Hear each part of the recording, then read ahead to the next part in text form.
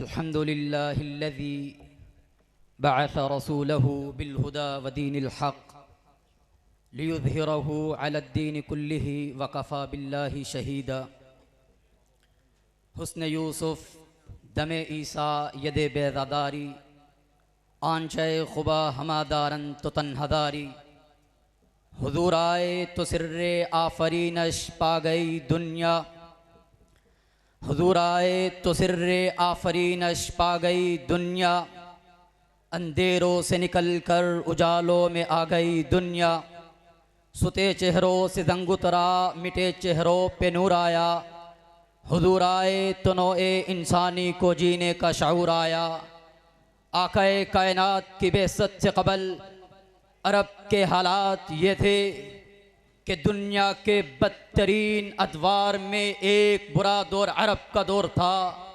آقا کائنات کی بعثت سے قبل دنیا کی تاریکیوں میں پھنسے ہوئے عرب کے حالات تھے. فسطائیت کے مارے ہوئے لوگ دلدل میں پھنستے جا رہے تھے. حرمت خون کا تصور ختم ہو چکا تھا. خون حرمت کا تصور مٹ چکا تھا. شرم و حیا کا تصور مٹ چکا تھا. عرب کے حالات یہ تھے کہ سرزمین عرب تاریکی و جہالت کی دلدل میں پھنس چکی تھی. آقا کائنات کی بعثت سے قبل عرب کے حالات یہ تھے. عظمت عصمتوں کا وپار عام تھا. آقا کائنات کی نبوت سے قبل آقا کائنات کی بعثت سے قبل سرزمین عرب خون سے انسانی خون سے سرخ ہو چکی تھی. پھر ایک آفتاب طلوع ہوا. آقا کائنات آئے اور وہ دنیا جو ایک وصف درندوں کے لیے بیٹھی تھی، درندوں کے وصف سے انسانوں کو بلایا جانے لگے تھا. اور مولانا حالی نے اپنے قلم سے ان حالات کو لکھا. کہیں پانی پینے پلانے پہ جھگڑا، کہیں گھوڑا آگے دوڑانے پہ جھگڑا، کہیں گھوڑا آگے دوڑانے پہ جھگڑا. یوں ہی چلتا رہتا تھا تکرار ان میں، یوں ہی چلتا رہتا تھا تکرار ان میں. یہی چلتی رہتی تھی تلوار ان میں.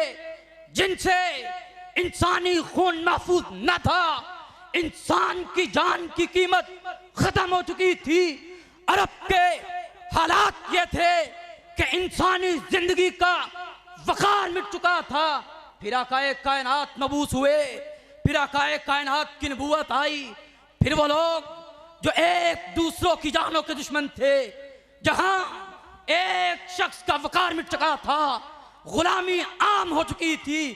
پھر اس دور میں آقا کائنات کی تعلیمات کا ثمر یہ تھا کہ ابن ابی قحافہ ابو بکر بنے، صدیق بنے، ابن خطاب فاروق بنے، ابن عفان ذو النورین بنے، ابن ابی طالب حیدر کرار بنے. پھر وہ معیار بنے ایمان کا، پھر وہ معیار بنے، کسوٹی بنے، مسلمانوں کے لیے راہ ہدایت بنے، مشعل بنے، فَإِنْ آمَنُوا کا مصداق بنے. پھر وہ ایک ثمر مسلمانوں کے لیے معیار حق بنے. اور حضرات آقا کائنات نے آ کے پھر یہ درس دیا بربریت کے اس دور میں، قتل و غارت کے اس دور میں. آقا کائنات نے آ کے پھر یہ درس دیا لا تدخلوا الجنت حتی تؤمنوا ولا تؤمنوا حتی تحابوا. آقا کائنات نے محبت کا درس دیا، امن کا پیغام دیا. اور آج ہماری دعوت بھی یہ ہے، ہمارا پیغام بھی یہ ہے، ہمارا درس بھی یہ ہے. محبت کا پیغام ہے، امن کا پیغام ہے. اور یاد رکھیے مرکزی جمعیت اہل حدیث سے وابستہ، تنظیمات سے وابستہ، یوتھ فورس کا ہر کارکنان، جمعیت طلبہ کا ہر شہید، ملک میں امن کی بات کرنے والا، استحکام کی بات کرنے والا، ملک میں قانون کی پاسداری کی بات کرنے والا، عدلیہ کے تحفظ کی بات کرنے والا. اور آؤ اس محبت کی آڑ میں اعتدال پسندی کا نام دینے والوں، رواداری کا نام دینے والوں، ہماری محبت کا معیار سنو. اور شیخو پوریو، تم بڑے زندہ دل لوگ ہو.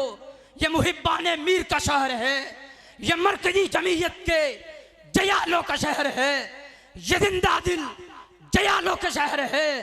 حضرت عبداللہ شیخوپوری کے مسند کے وارثوں کا شہر ہے.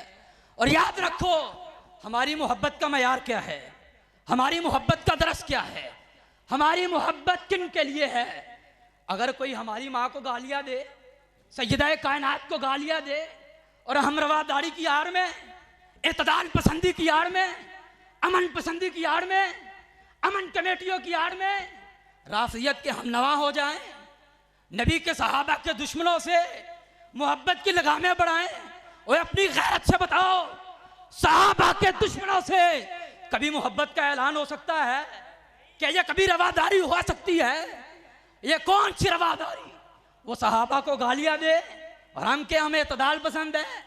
ابھی جانشین حضرت عبداللہ شیخوپوری مولانا عبدالباسط شیخوپوری حافظہ اللہ کہہ رہے تھے کہ ہم ایسی حکمتوں کو نہیں مانتے جو ہمیں توحید پہ سمجھوتا کرنے کے لیے کھڑا کرے. ہم ایسی حکمتوں کو نہیں مانتے جو آقا کائنات کی ناموس پہ سمجھوتا کرنے کے لیے ہمیں مجبور کرے. اور ہم ایسی حکمت عملیوں کو بھی نہیں مانتے. حسین ابن علی کو ماننے والوں, صحابہ کی محبت پہ قائم ہو, ہاتھوں کو بلند کر کے بتاؤ ذرا, صحابہ کی محبت پہ قائم ہو.